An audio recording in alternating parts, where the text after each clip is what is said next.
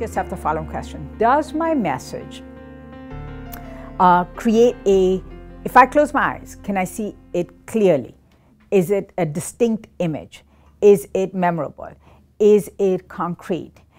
In other words, is it vivid? Is it something that I can reproduce without any problems? And this is the most trickiest variable for us to code in this when applying this tool. And you want to think about this because this will affect your messages, such as a vivid message may include things like pictures, although a text, good concrete story, detailed information about a process of how someone went to get a detection test, or a story about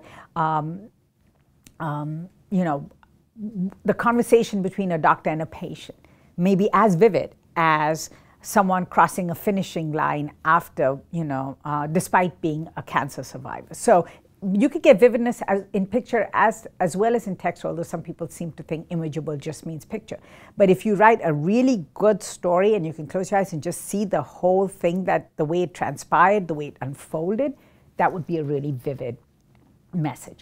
So as we go through this, and you decide, yes, this is vivid, not so vivid, not so vivid would be statistics about the percentage of people in the population who are vulnerable, without anything concrete. Because we say, okay, 30% of the audience gets ABC. Well, what does that have to do with me?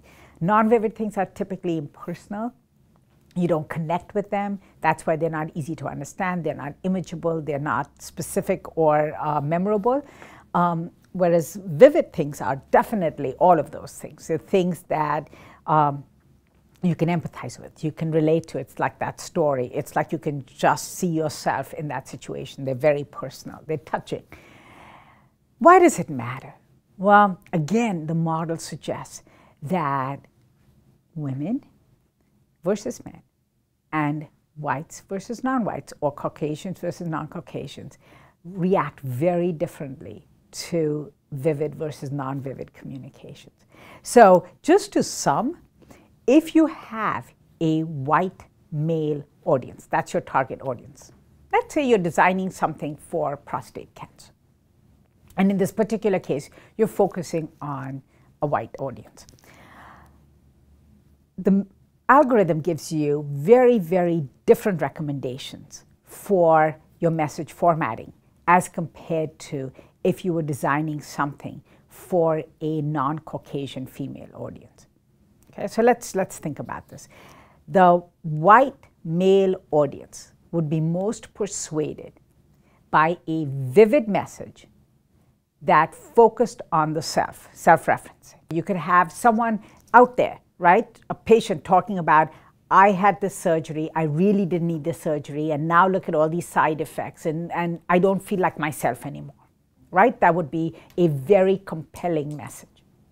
It would be vivid, and it would be related to the person. They're talking about themselves. If it was for a non-white or non-Caucasian female audience, you would not use those message tactics at all. You would use a non-vivid other reference. So just as an example, you might have,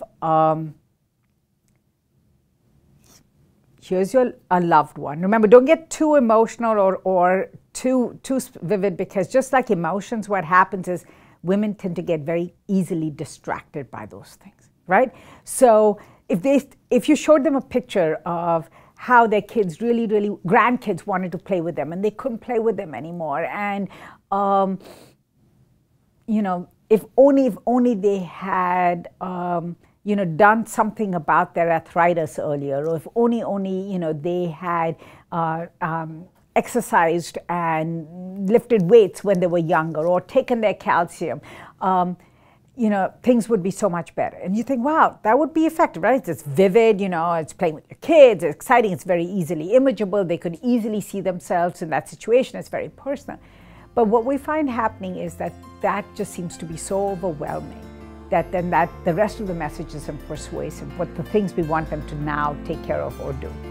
And so in this case, a more non-vivid presentation of that's focused on someone else would be a lot better.